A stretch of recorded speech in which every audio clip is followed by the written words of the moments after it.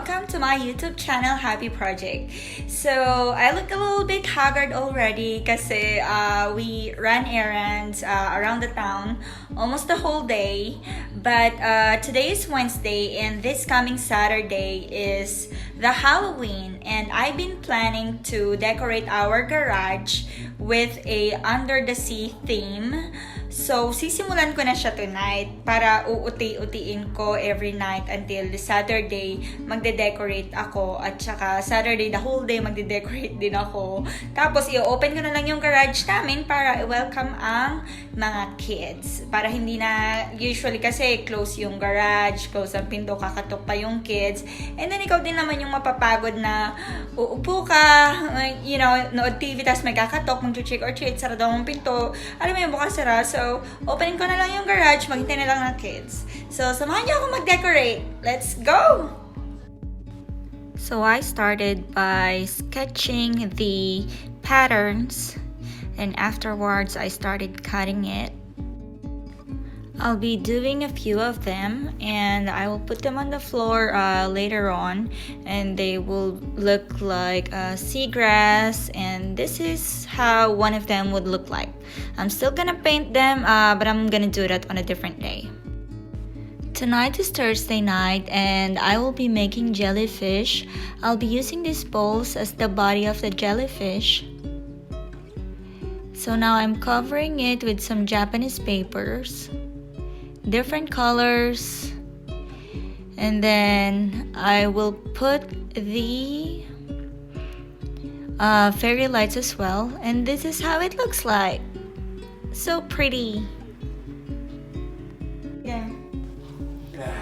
We also tried on our baby dog's costume. He's gonna be a bumblebee, and he looks so cute. Today is Friday, and this is what I've done so far. I'm done with the jellyfish, and I also made some background stuff that I'm gonna hang to cover the back of our man cave.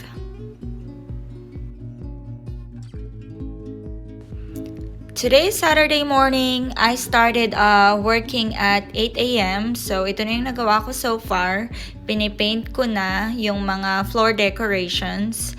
At natapos ko na rin yung banderitas na ihahang ko sa taas ng garage namin para magmukha siyang seagrass.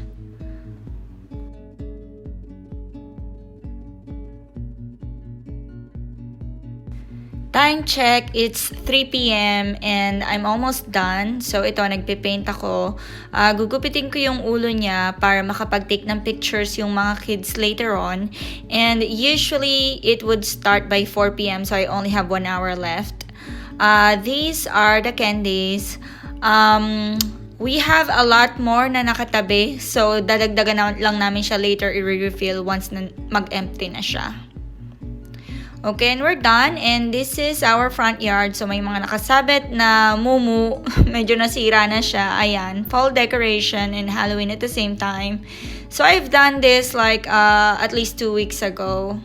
And this is our garage. Dito kami tatambay para sa mag-trick or treat ang mga kids. The color looks good on video.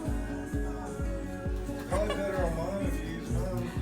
I'll take another video at night when the glow came out. Road's laying down there. Put the picture of the road by itself, man. Hey, You can make a video and Ro. Put the picture with the background. Scoot back.